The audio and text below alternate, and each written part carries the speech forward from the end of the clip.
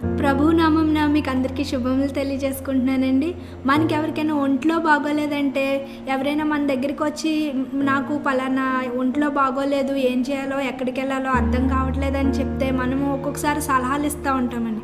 పలానా హాస్పిటల్కి వెళ్ళు, ఖచ్చితంగా నీకు జ్వరం తగ్గిపోతుంది, పలానా మెడిసిన్ వేసుకో, పలానా డాక్టర్ దగ్గరికి వెళ్ళు, ఖచ్చితంగా నీకు స్వస్థత కలుగుతుంది అని మనం విశ్వాసంగా చెప్తామండి.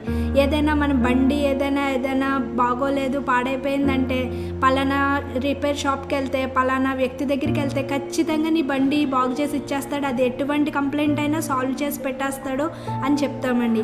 అలాగే మన పిల్లల గురించి కానీ ఎవరి గురించి అయినా విశ్వాసంగా చెప్పుతున్నాం అనుకోండి. మా పాప చాలా బాగా చదువుతుందండి, మా బాబు చాలా బాగా చదువుతాడు, కంపల్సరీగా 10th క్లాస్ ఫస్ట్ క్లాస్ వస్తుందండి, నాకు నమ్మకం ఉందండి అంటామండి.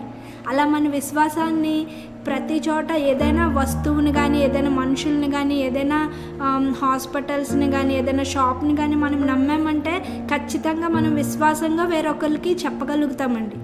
అటువంటి విశ్వాసము మనకి ఎలా వస్తుందంటే మనం వాళ్ళు చేస్తారని నమ్మకం కలిగినప్పుడు ఆల్రెడీ మనము వాళ్ళ దగ్గర నుండి ఏదైనా మనము మంచి పొందుకున్నప్పుడు మనం నమ్ముతామండి. ఆ వ్యక్తుల్ని కానీ, ఆ షాప్స్ని కానీ, హాస్పిటల్స్ కానీ నమ్ముతాం. అటువంటి విశ్వాసత ఉంటుంది మనలో.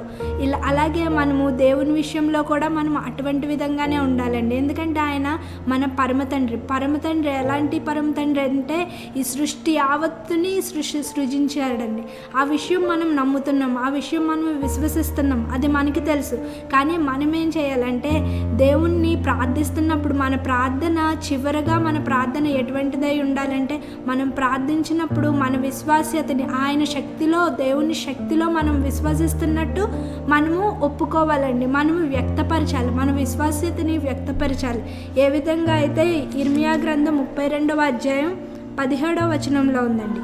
యెహోవా ప్రభువా, సైన్యములకు అధిపతియగు యెహోవా అను పేరు వహించువాడా, శూరుడా, మహాదేవ, నీ అధిక బలము చేత చాచిన బాహు చేతను భూమి ఆకాశములను సృజించితివి, నీకు అసాధ్యమైనది ఏదీ లేదు. ఇదేనండి మనం చెప్పవలసిన, దేవునితో చెప్పవలసిన మాటలు ఇవ్వండి. ప్రభువా, నీకు అసాధ్యమైనది ఏది లేదు తండ్రి అని మనము ఆయన ముందు మన విశ్వాసతని అస్తమానం మనం ప్రార్థన చేసినప్పుడల్లా మన ప్రార్థన ఎండింగ్లో యేసయ్యా ఇంకొంటాను, నా ప్రాబ్లమ్స్ అన్నీ నీకు చెప్పేశాను, సరే థ్యాంక్ యూ జీసస్ అనేసి వదిలేస్తామండి. అలా కాకుండా మనం ఇలా చెప్తే మన విశ్వాస్యతని మనము ఇంకా ఎక్కువ అధికంగా చేసిన వాళ్ళం అవుతామండి. ఎలా చెప్పాలంటే, ప్రభువా నువ్వు భూమి ఆకాశంను సృజించావు, నువ్వు గొప్ప దేవుడు, నువ్వు పరమ తండ్రివి, నువ్వు సూర్యుడివి, నీ ఘనత గొప్పది అని మనం చెప్పి నీకు అసాధ్యమైనది ఏది లేదని మన విశ్వాస్యతని మనము బయలుపరుచుకోవాలండి. అలాగే మనం ఏం చేయాలంటే ఆయన అధికారాన్ని మన జీవితాల్లో ఒప్పుకోవాలండి. ఆయన అధికారాన్ని మనము ఈ విధంగా చెప్పచ్చు, రాజ్యము, శక్తి, మహిమ నీవే ఉన్నావు తండ్రి అని చెప్పాలండి. ఇంకా ఆయన్ని స్తుతిస్తూ ఉండాలండి. ఆయన ఎల్లవేళలా స్తుతిస్తున్నప్పుడు మన విశ్వాస్యత, మనకు విశ్వాసం ఉంటేనే మనం స్తుతించగలుగుతామండి. మనకు విశ్వాస్యత లేకపోతే మనం స్తుతించలేమండి. ఆయన్ని నమ్మకపోతే మనము స్తుతించలేము. కాబట్టి మనము మన స్తుతుల ద్వారా మన విశ్వాసాన్ని వ్యక్తపరచాలి. అలాగే నీకు అసాధ్యమైంది ఏది లేదు ప్రభువా, నువ్వే మమ్మల్ని సృజించావని ఆయన మీద ఆధారపడి ఆయన గొప్పతనాన్ని, ఆయన శక్తిని మనం ప్రచురపరచాలండి. అటువంటప్పుడు మన విశ్వాస్యత ఎదుగుతుందండి. మనం విశ్వాసంలో ఎదుగుతామండి. ఆయన స్తుతించి ఆయన గొప్ప కార్యాలని మనము ఎప్పుడూ కూడా ప్రకటిస్తూనే ఉండాలండి.